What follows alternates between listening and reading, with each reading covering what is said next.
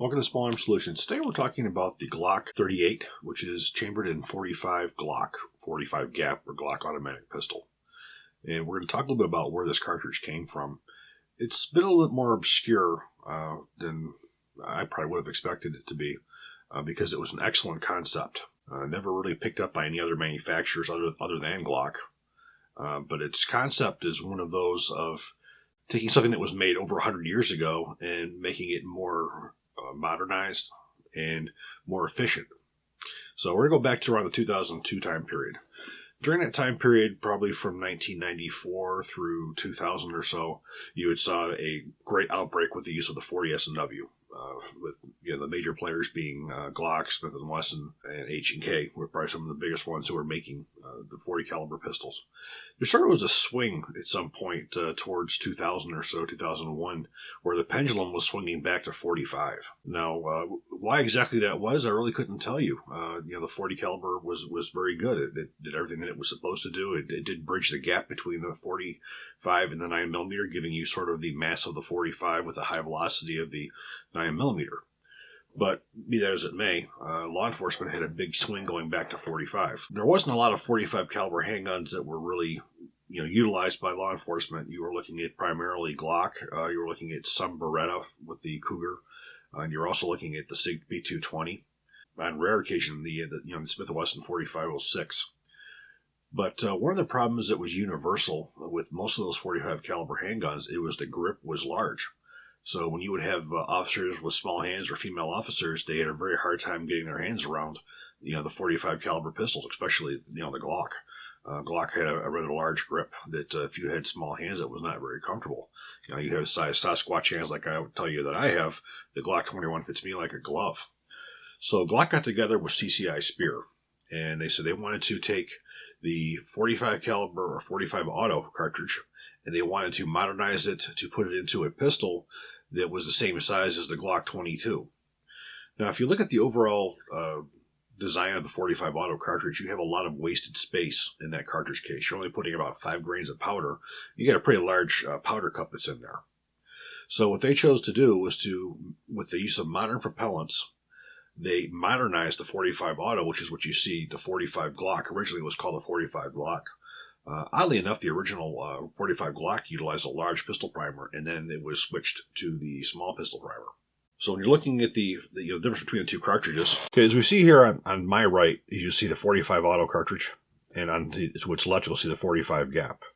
You'll see that there's been quite a bit of material removed from the cartridge case.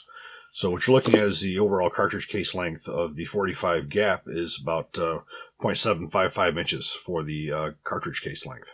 If you're looking at the 45 auto here, we're looking at 1.275 inches. So you're seeing there is quite a bit that was taken out. Again, wasted space. You're only looking at about 5 grains of powder that was in here. Now, by bringing that down to this length, you're able to put that in a standard size Glock pistol. With the use of modern propellants with the 45 GAP, you're able to maintain, and in some cases exceed, the pressures of the 45 auto. Both the projectiles that we have on here are 230 grain full metal jackets. The 45 GAP you can see is a little bit different of a profile, obviously because it is shorter, but they're both 230 grain. With the 45 automatic at 230 grain projectile, you're looking at about 960 feet a second. With the 45 GAP with the same projectile, you're looking at 940. So you're basically getting a very, very similar performance out of the 230 grain projectile. But once we get up into the lower 185 grain projectile, which are higher velocity, you're looking at 1,150 foot a second out of the 45 GAP versus 1,100 feet a second out of the 45 auto. So depending on the projectile, you are able to maintain or exceed the 45 auto specifications. And again, what we're doing here is we're taking an old cartridge and we are modernizing it using modern propellants. Modern propellants burn much better. We can custom tune it towards the particular cartridge, and we can do a lot more with it. The concept of doing this, we're now able to put a 45 GAP into the same size pistol as a 9mm or a 40 instead of having to have a larger pistol of the Glock 21. Now, ammunition, when it first came out, there was not a lot of options, but today there's quite a bit. The Glock 45 GAP has been adopted by law enforcement agencies, including New York State Police. But we do have most of the modern ammunition. We do have the Speer Gold Dot, and probably my favorite here, we do have the Federal HXT which is probably one of the best in the industry. For target ammunition, and the target ammunition is no more expensive than 45 auto. We have American Eagle, we have Remington UMC, you have Winchester USA white box. So for as far as ammunition is concerned, there is no shortage of ammunition at all. So looking at my right, we have the Glock 19, and on my left we have the Glock 38, which is 45 gap.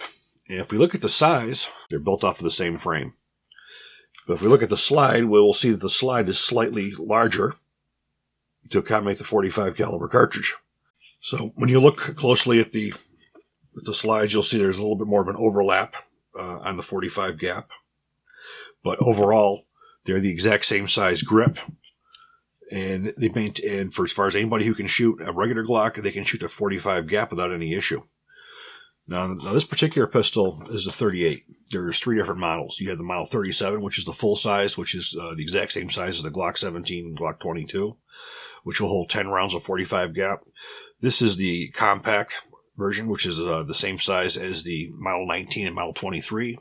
And then you have, which is referred to as the Glock 39, which is equivalent to the size of the Glock 26, Glock 27, which is their subcompact. So it comes in all 3. I will say shooting the 39 is not really as pleasant as firing a 9mm. It's got quite a bit more whack behind it. But however, this pistol here definitely has a lot more recoil than the Model 19, the 9mm, but it is not uncontrollable by no means. You're maintaining that same stopping power if you would as if you would with a 45 automatic, but it gives you a much easier gun to handle. Also, I have mounted on here is one of the Glock's lights. This is a combination of light and laser. This is the gun that sits by my bed at nighttime. We have the laser light module on here, which whether I'm home or not, my wife wants to use it. She just has to hit the button, and she has a laser aiming point and a flashlight. So it's right there, and with one shot of this is definitely going to take care of a target. I do have the night sights on here as well. But as I said, it just did not take off. You know, there's in a lot of aspects in this industry, as well as with shooters themselves, tradition plays a very large role in what they do. There can be something out there that is better, but because it's not within the tradition, the realm of tradition, it's not going to go anywhere. And unfortunately, that's where the 45 gap, I think, fell, was the fact that, the 1911 and the 45 automatic is legendary within the U.S. And there isn't about anybody who's going to say there's anything else that's going to be better or going to replace it. Even though we can show them something that's you can fit into a smaller pistol that gives you the exact same performance, but it's easier to use. And it's still not the 1911 and the original 45 automatic cartridge, so it's not going to be accepted. Now, for as far as Glock, with this, as I previously stated, there was some law enforcement agencies that have gone to it because it is excellent.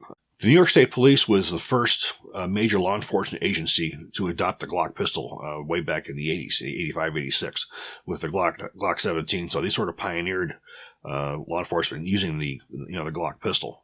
They were also the first ones on a large scale to go with the 45 gap. And they've been very, very happy with it. It's doing the job. They even used the same leather for the most part because the guns were the same size. With the duty pistol being the Glock 37, and then of course the undercover guys and plainclothes guys would use the Model 38, and you still had the option of using even the smaller one. So I think what we're going to do is we're going to take this out to the range and we're going to see how it shoots.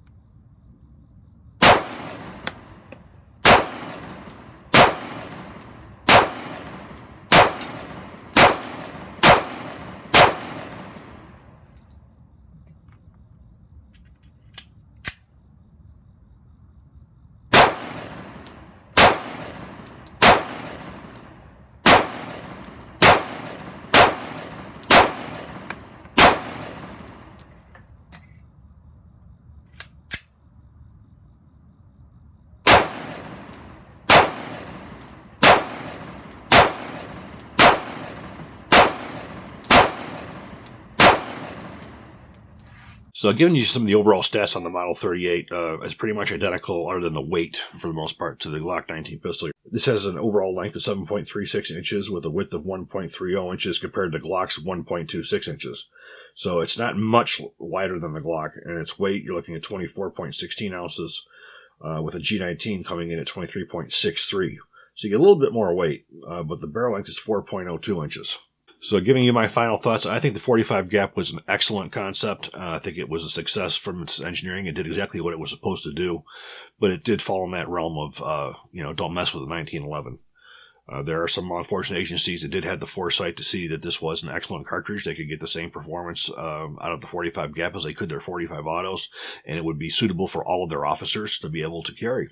And people would say that there wasn't enough ammunition or it was more expensive. Well, that's not true anymore. The ammunition now is available in all major manufacturers. And they had the economical, American Eagle, UMC Remington, as well as the white box UMC. And you have other companies, Aguila and so forth, who are making it as well. I hope you guys enjoyed this video. If you do, please click like, please subscribe, and even better, share, and please consider joining our Patreon. Thank you.